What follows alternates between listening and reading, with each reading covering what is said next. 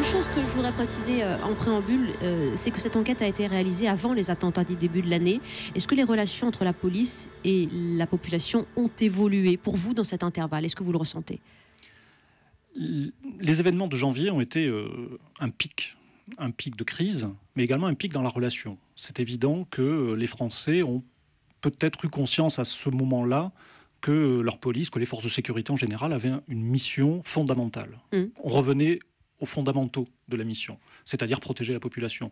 Je crois que ça a été important pour la population de s'en apercevoir, c'est pour ça qu'on a eu tout un tas de marques de sympathie. Ça a été important pour les policiers de le ressentir. C'était indubitable. En revanche, cet effet d'enthousiasme, évidemment, n'a pu que s'atténuer. En même temps, on ne partait pas de très bas. La police, globalement, a un taux, on va dire, une cote de confiance qui est de l'ordre de 70%. Elle est montée à 84-85% à l'issue des attentats. Mais on ne partait pas de zéro. Donc, cette idée d'une police qui a de mauvaises relations avec la population est quand même une fausse idée à la base. Ensuite, je crois qu'à l'issue d'une crise, on reprend le cours normal de nos relations. Alors, ce qui vous intéresse peut-être davantage, mais on va voir ce qui intéresse aux auditeurs, c'est ce malaise dans la police. C'est un terme générique qui revient souvent. Ça veut dire quoi, malaise? Qu'est-ce que ça recoupe? Qu'est-ce que ça regroupe? Alors, l'idée d'abord et la méthode a été d'aller prendre le pouls de nos policiers.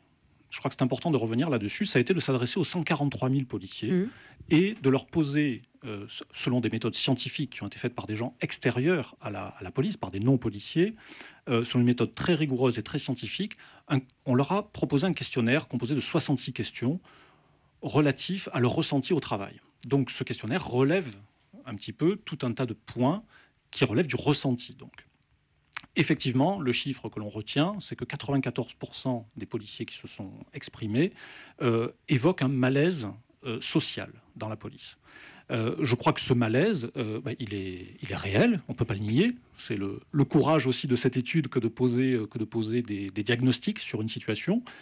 Ce malaise est réel. C'est un malaise qu'on peut retrouver aussi dans tout un tas d'autres corps de la population. Oui, d'autres professions. Je crois que le Crédoc disait encore en octobre 2014 que le moral globalement des Français était bas. Mais le malaise dans la police, on en parle depuis peut-être plus longtemps. Il est enraciné, mais il regroupe quoi? Le stress, la violence, la difficulté de ces missions-là. On parle des suicides aussi, une 50aine de suicides par an, c'est beaucoup dans votre profession. Et malgré les moyens mis en œuvre par Bernard Cazeneuve pour les prévenir, il continue ces suicides-là.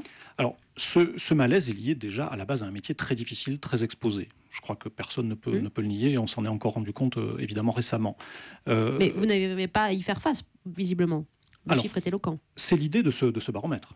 C'est d'aller identifier très précisément, parce qu'au-delà des chiffres globaux, il permet d'identifier très précisément où sont les points qu'il convient d'améliorer au sein de chaque population de policiers, au sein de chaque spécialité.